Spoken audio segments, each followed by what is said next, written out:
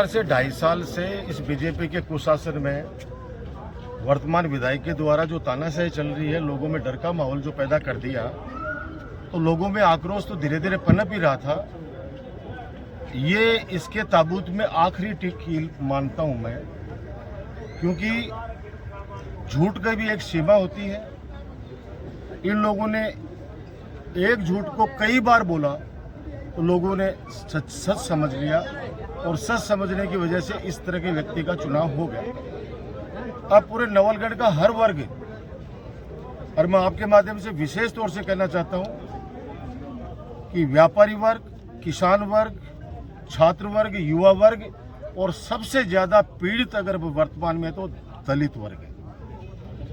थानों के अंदर कोई व्यक्ति अगर गलती से चला गया और अपनी बेचारा जो वास्तव में पीड़ित आदमी है, तो उसकी रिपोर्ट तक दर्ज लोग ये नहीं होने देते, धमका के बाहर से भगा देते हैं। ये जिस प्रकार का आक्रोश लोगों में फैला हुआ था। और फिर ये परशुरामपुरा का ये खेल स्टेडियम जगह परशुरामपुरा की है, लेकिन ये अमानत पूरे नवलगढ़ और जिले की है, क्योंकि जगह और कहीं उपलब्ध नहीं हो पाई।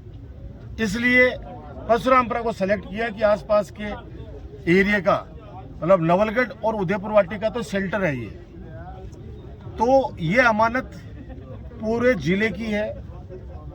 इसलिए हमने जगह चिन्हित करी, और इसको जिस प्रकार से कानून की व्याख्या करके और माननीय उच्च न्यायालय को झूठ बोला गया, झूठे एफिडेविट वहां पे प्रस्तुत किए गए, पटवारी की जो शुरू की रिपोर्ट थी उसको छुपाकर और 2024 के अंदर दबाव डाल के पटवारी और तहसीलदार से नई रिपोर्ट तैयार करा के इन्होंने हाईकोर्ट के अंदर वो एफिडेविट दिया, पेश किया, और उसका नतीजा हुआ कि हाईकोर्ट ने इनको कहा कि आप निर्णय करें अपने स्तर पे, और यहाँ का प्रशासन जाके हाईकोर्ट में दे के आ गया कि हमने ये अतिक्रमण चिन्हित कर लिया और इसको हम तोड़ देंगे।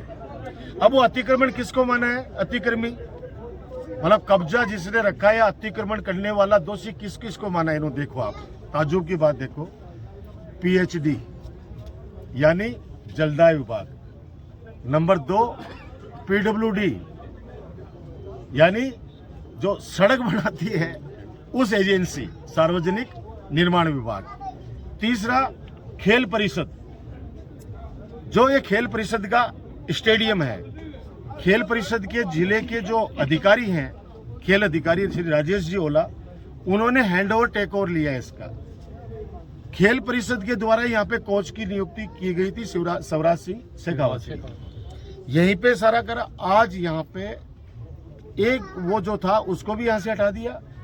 हमारा ग्राउंड, जैसे बात डालजी भाई साहब बोल रहे थे कि इसको ऐसा मतलब दर्द होता है सबके दिल में कि हमारा ये स्टेडियम क्या बनता और उसको क्या बना के इन्होंने वीरान बना के छोड़ दिया।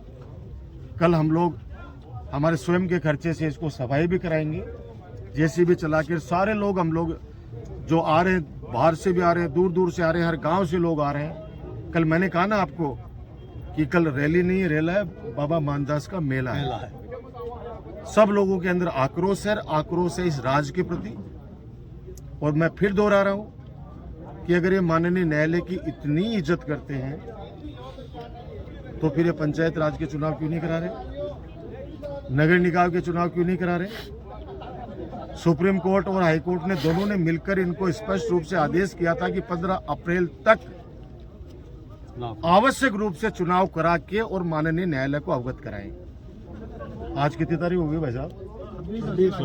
26 अप्रैल हो गई।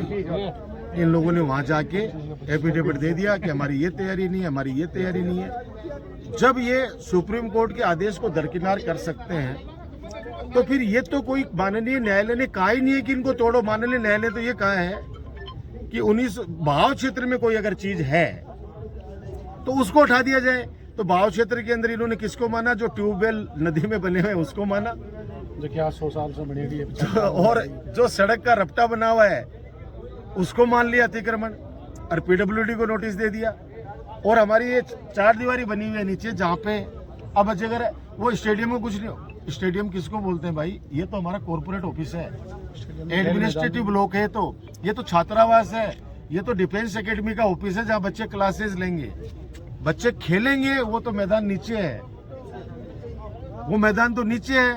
अब वहां पे दूब लगेगी, चारों तरफ में पेड़ लगेंगे, तो उनकी सुरक्षा के लिए, आवारा पशुओं की सुरक्षा के लिए कोई तो हम लोग सेफ्टी दीवार बनाएंगे ना। वो सेफ्टी दीवार, क्योंकि वहां पे सरकार का पैसा नहीं लग सकता था, इसलिए हमने श्री सीमेंट से उसमें निवेदन किया कि आप बना दीजिए दीवार। कई गांवों के अंदर उन्होंने शमशान घाट पे भी दीवार बना के दी है, जोड़ पे भी ये दीवार बना के दी है, तो हमारे परशुरामपुरा में बना दी। कौन सा गुनाह कर दिया? और बच्चे तो वहां पे खोलेंगे, व्यक्तिगत तो कोई अतिक्रमी है ही नहीं। तो ये सब चीजें हैं जो मैंने आज हमारे परशुरामपुरा के गांव वालों की मीटिंग थी, आपने देखा होगा कितना जोश है। जैसे आज ये तो इंतजार कर रहे हैं कि बहुत तो बोना है भाजी, रात नींद गोनियारी कच्चो रात कटेर सुबह पहले बटे मिला बूढ़ा दीवाने कुनियारी माने। तो ये सब आक्रोश है मन में और इनकी नीतियों के खिलाफ है। ये सरकार गूंगी बेरी सरकार है। इसको जगाने के लिए हम लोग सब लोग पूरे गांव में मशाल जुलूस भी निकाला है, एसडीएम ऑफिस भी गए हैं। कल प्रशासन को 11:30 बजे तक अल्टीमेटम है।